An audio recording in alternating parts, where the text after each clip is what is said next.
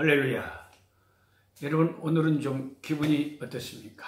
주님 안에서 평안하십니까? 여기는 아프리카의 동쪽 섬 마다가스카르입니다. 꿀송이 보약 큐티. 오늘은 98일째라서 열왕기하 11장에서 13장 말씀을 공부하려고 합니다. 여러분, 열왕기하 11장 말씀을 여러분 성경을 펼치시기 바랍니다. 열왕기하 11장을 보면 1절부터 3절까지 이제 아달랴라고 하는 이 남쪽 유다의 유일한 여왕 아달랴라고 하는 이 여왕이 나옵니다. 근데 이 아달랴라고 하는 이 여왕은 다윗의 자손이 아닙니다. 지금 다윗의 자손들이 남쪽 유다 왕을 계보를 이어가 가지고 예수님께까지 연결돼야 되는데 이 엉뚱한 다윗의 자손이 아닌 여왕이 왕에 딱 올라서서 아주 묘한 전혀 어울리지 않은 자리를 차지하고 있습니다. 이 여자가 어디서 왔습니까? 북쪽 이스라엘. 여호사밧 왕이 생각을 잘못해가지고 하나님을 잘 섬기는 왕이었는데 북쪽과 화해해야 된다 그래가지고 혼인정책을 써가지고 아합과 이세벨의 딸입니다. 이 아달랴라고 하는 이 여자가. 그런데 이제 자기 아들이 아하시아가 이제 유다 왕이었는데 자기 아들이 딱 죽자 에후에게 이제 죽었잖아요. 죽자 자기가 이제 왕 그 자리가 탐난 거예요. 그래서 남쪽 유다의 모든 이제 왕손들, 왕의 씨들을 다 처형을 해버리고 죽여버리고 자기가 여왕의 자리에 딱 등극을 해버린 거예요. 참 이 무서운 이 여자를 보십시오. 아합과 이세벨의 딸. 다윗의 왕의 자손을 멸절한다 이 말은 메시아가 오는 것을 완전히 방해하는, 그것은 완전히 영적으로 보면 사탄의 하수인이죠. 이 아달랴라고 하는 이 여왕이 이렇게 참 무서운 여왕입니다. 그리고 다윗의 씨를 다 왕손을 멸절시키는 와중에 하나님께서 다윗에게 분명히 약속했잖아요. 내가 네 후손의 등불을 끄지 않겠다. 그 다윗에게 한 언약의 말씀을 하나님께서 이루시려고 아달랴가 모든 그 다윗의 왕손들을 다 죽이는 그 와중에 아주 용기 있는 그 한 여인이 있었어요. 여호세바. 다른 말로 하면 여호사부앗이라고 합니다. 여호사부앗이라고 하는 이 대제사장 여호야다의 아내였습니다. 역대하 22장에도 지금 이 동일한 사건이 좀 더 자세히 기록되어 있거든요. 거기에 보면 대제사장 여호야다의 부인인데 여호사부앗 이 여호세바가 이 여인이 그 어린아이 1살 된 아기를 요아스를 몰래 탁 침실에서 숨겨가지고 몰래 이 여호와의 제단에서 전에서 이 여왕 몰래 이 다윗의 후손인 요아스를 몰래 숨겨서 키웠습니다. 모세처럼요. 그랬는데 6년 동안 키웠어요. 6년 동안 아달랴가 여왕 노릇 잘해 먹었거든요. 근데 여러분, 악인의 형통함이 오래 가면 얼마나 오래 가겠습니까? 정말 여기 마다가스카르는 덥네요. 여러분은 춥습니까? 하나님이 만드신 세상은 덥고 참 신기하죠. 북반구는 춥고 남반구는 덥고. 근데 이 악한 여왕이 감히 하나님께서 언약하신 다윗의 그 후손들이 다스리는 유다 여왕이 지가 스스로 돼가지고 6년간 참 그 하나님의 인내심도 대단하십니다. 우리 같으면 6일 정도 하고 그냥 치워버릴 것 같은데 하나님이 6년간을 두고 보시고 아마도 요아스가 자라기를 기다리셨겠죠. 요아스가 자라기를. 하나님은 우리 인간이 아니시기 때문에 항상 침착하십니다. 우리 인간들은 그냥 뭘 보면 어머 빨리 그냥 저 여자 좀 없어졌으면 좋겠네 그런 생각이 들지만 하나님은 요아스가 자라야 되거든요. 그래서 6년간을 기다린 거예요. 그래서 6년 후에 요아스가 이제 6년이 지나고 7살 되었을 때 대제사장 여호야다가 반정을 꿈꿉니다. 그래서 군대 백부장들 아주 군대에 힘 있는 백부장들을 지휘관들을 다 포섭을 해가지고 대제사장이니까 그들에게 이제 이 새 왕이 될 분들을 잘 이제 호위하게 하고 또 여왕 아달랴의 동선을 잘 파악하게 해가지고 안식일을 이제 딱 디데이로 잡아가지고 안식일에 하나님의 성전에서 이 7살 된 요아스를 왕위에 기름 부어 등극을 시킵니다. 여왕 아달랴는 아무도 모르고 있다가 막 백성들의 환호성이 터지고 왕 만세 소리가 들리니까 성전에 와서 보니까 새 왕이 이제 일어났거든요. 그럼 막 반역이로다 반역이로다 하고 난리를 치는데 이 여자 편에 서는 사람이 아무도 없습니다. 반역은 이 여성, 이 악한 여자가 했죠. 감히 하나님이 세우신 그 다윗 왕가에 시집을 와가지고 감히 자기가 다윗 왕가의 씨를 말리고 자기가 여왕이 되고 이런 악한 짓을 한 여자가 6년간 왕놀이 한 것만 해도 하나님은 오래 참으신 거죠. 그래서 이제 군사들이 죽이려고 하니까 대제사장이 성전에서는 사람을 죽이면 안 된다.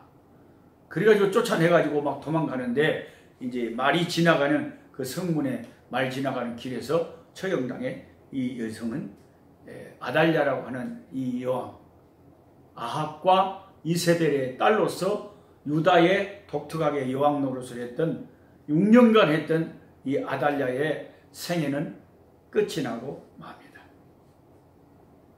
그리고 이제 대제사장 여호야다가 어린 왕 7살 된 왕을 세워서 백성들과 함께 이제 완전히 종교 개혁을 새롭게 하나님 앞에 언약을 갱신하면서 여호와의 말씀대로 살기로 다짐을 하고 이제 그 바알 우상들 다 없애버리고 바알 제사장을 잡아 죽이고 완전히 깨끗하게 남쪽 유다를 종교 개혁을 일으켜서 하나님을 제대로 섬기는 백성으로 이제 만들려고 대제사장이 이렇게 힘을 씁니다.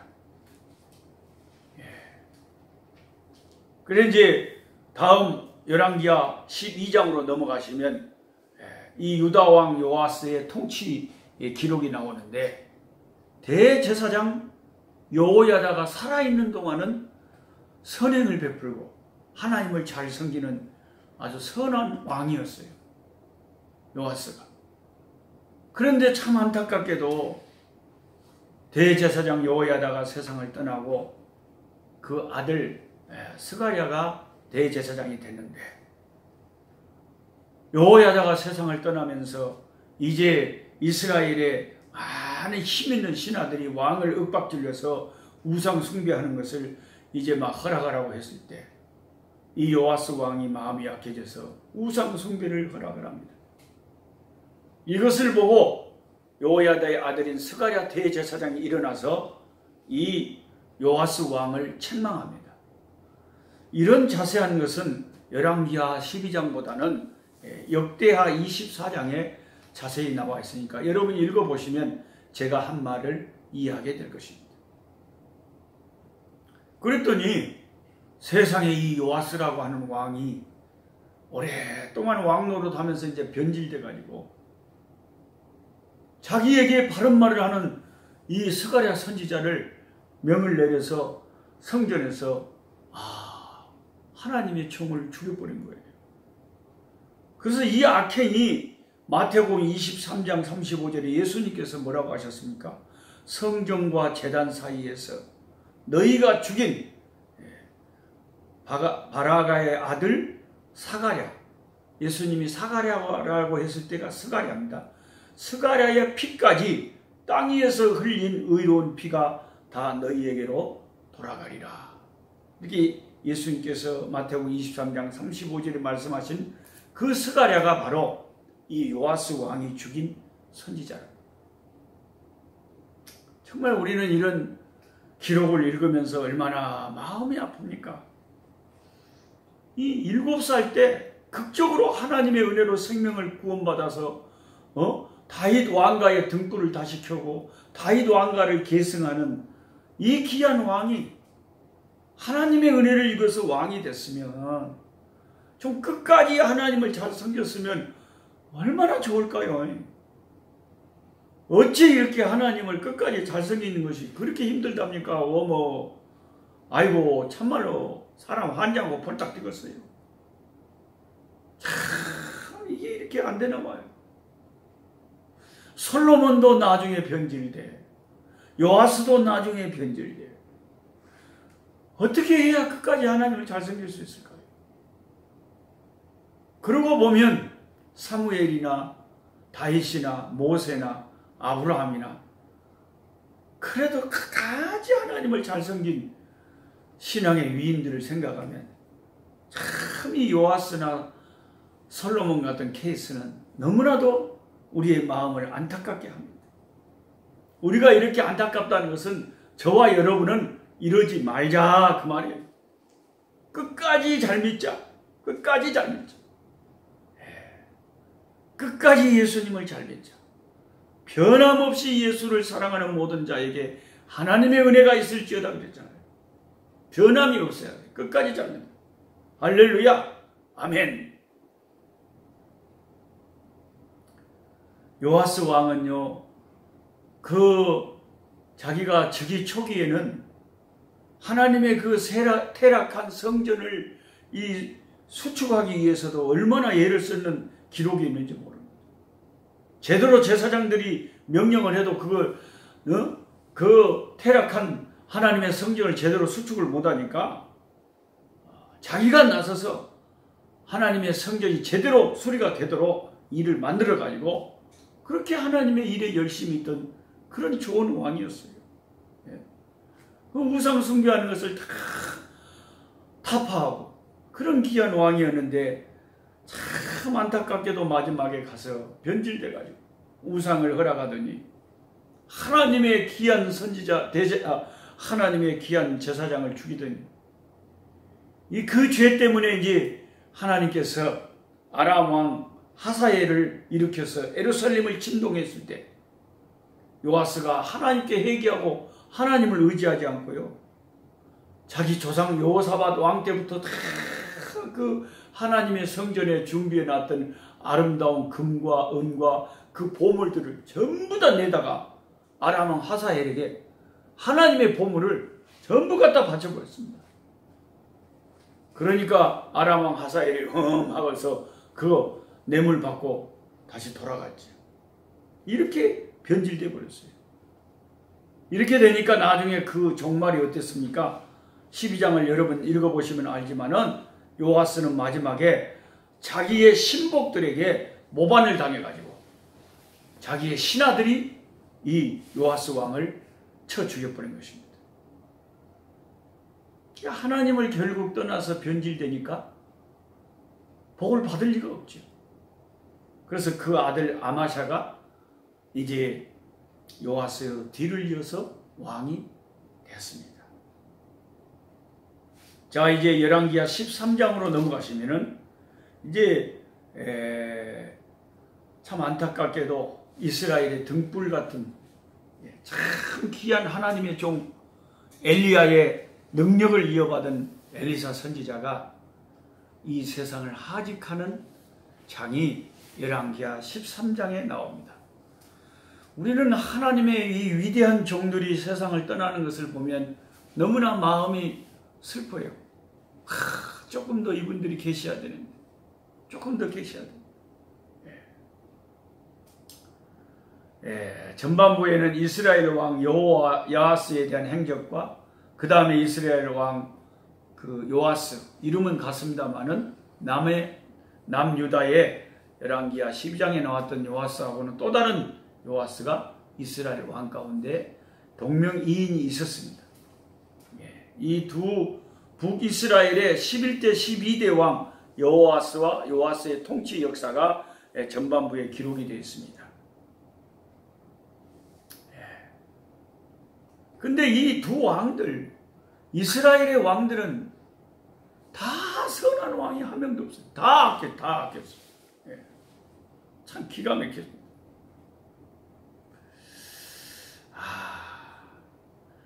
이제 엘리사 선지자가 나이가 들어서 이제 노병이 들어서 질환이 들어서 죽을 때가 됐어요.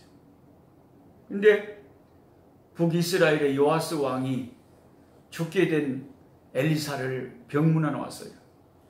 그런데 그나마 이 악한 왕이었지만은 엘리사 선지자가 죽게 됐는데 엘리사 선지자를 부를 때 내 아버지여, 내 아버지여 이렇게 부릅니다. 그렇게 부르는 모습만 해도 그래도 요아스는 좀 나아요. 그나마 악한 왕 중에서도. 왜? 하나님의 선지자를 아버지라고 부르는 것이 얼마나 그래도 다행이에요. 내 아버지여, 내 아버지여 하고 엘리사 선지자의 죽음 앞에서 웁니다. 근데 아람이 이제 이 이스라엘을 침공을 했는데 이 요아스 왕은 이제 마음이 이제 선지자까지, 이 능력 있는 선지자까지 죽어버리면 우리는 어떻게 할까 걱정이 되니까 와서 이 선지자 앞에서 아버지여 아버지하고 우는 거예요. 그래서 엘리사 선지자가 죽어가면서도 마지막까지 이 요아스 왕을 격려합니다. 그리고 아람 왕과의 전쟁에서 이길 것을 예언합니다. 그 예언하는 것을 활을 주면서 창문을 열고 활을 쏴봐라. 활을 쐈어. 활을 쏜 것처럼, 왕이 활을 쏜 것처럼 아람 적군들을 이렇게 쏴서 이길 것입니다. 그리고 그 화살을 주워와서 땅을 쳐봐라 그래요. 그 임금이 요아스 왕이 와서 땅을 3번 쳤습니다. 그랬더니 이 연세가 많은 엘리사 선지자가 화를 내면서 왜 3번만 치냐? 더 많이 쳤으면 더 좋았을 건데. 당신이 3번만 땅을 쳤기 때문에 아람을 3번만 치고 그 후에는 더 이상 못 칠 것이다. 그랬어요. 그런 거 보면 우리에게 뭔가 믿음의 기회가 있을 때 더 많이 믿음으로, 더 큰 믿음으로 우리가 뭔가를 하나님 앞에서 행동으로 보이는 것이 중요한 것 같아요. 왜? 믿음대로 되니까요. 믿음대로 되니까. 3번 그 화살로 땅을 친 것 때문에 엘리사 선지자가 3번만 아람을 칠 거다. 근데 나중에 보니까 딱 엘리사 선지자의 예언대로 그렇게 됐어요. 그리고 이제 엘리사 선지자가 세상을 떠났습니다. 그래서 무덤에 이렇게 안치를 했는데 어떤 일이 있어가지고 이 엘리사가 무덤에 안치되어 있는 그곳에 어떤 시체를 사람들이 우연히 던졌는데 엘리사의 그 시체의 뼈에 죽은 사람의 시체가 딱 던져갖고 닿았는데 무슨 일이 벌어졌어요? 그 죽은 사람이 살아나 버렸습니다. 이런 역사가 열왕기하 13장에 있어요. 예수님께서 죽은 지 3일 만에 하나님의 능력으로 살아났을 뿐만 아니라 예수님이 죽은 자를 많이 또 살리셨죠. 나사로도 살렸죠. 베드로도 바울도 죽은 자를 살렸죠. 하나님 능력으로. 근데 엘리사는 하나님께서 얼마나 능력 있게 쓰셨는지 죽어버렸는데 그 시체에 어떤 다른 사람의 시체가 닿았는데 엘리사의 시체에도 능력이 임해가지고 하나님께서 그 사람을 살려버렸다는 거예요.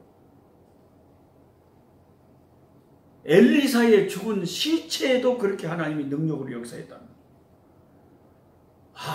이런 말씀을 보면요, 저는 얼마나 부끄러운지, 나는 주의 종이지만 죽은 엘리사의 시체만 또 못한 그런 종이 아닌가. 그런 생각이 들어요. 하나님께서는 그렇게 엘리사의 죽은 시체를 가지고도 능력을 행하시는데, 주여 역사하시옵소서, 주여 사용하시옵소서. 우리는 오직 능력의 말씀 붙잡고 나가는 것밖에 없어요. 자, 이제 말씀을 마치면서 찬송할 시간입니다. 찬송가 607장, 내 본향 가는 길 보이도다. 엘리사 선지자가 하나님께로 갔지만 그의 시체에도 능력이 있었다. 주여 우리에게도 능력 주시옵소서. 607장, 내 본향 가는 길 보이도다.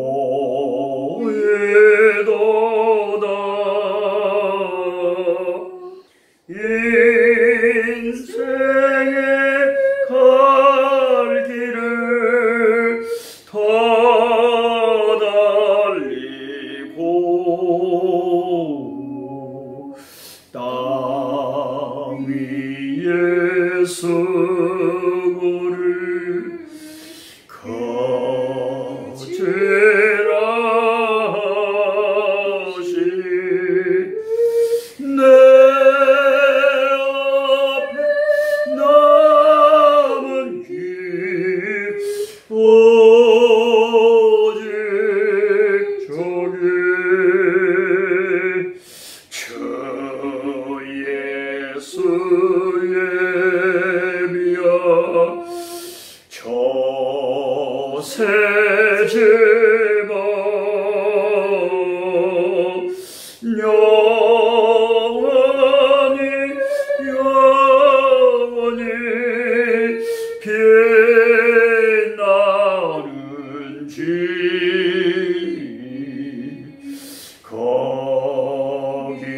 거기서 성도들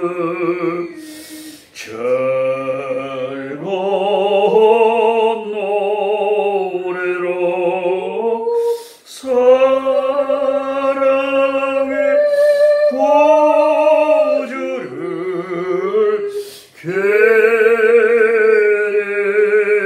찬송 평생에 행하니 돌아보니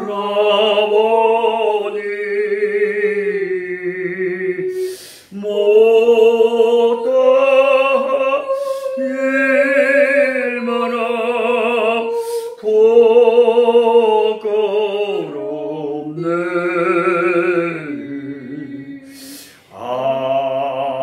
아버지 사랑이 날 용납하시고 생명의 멸류관 주시리라.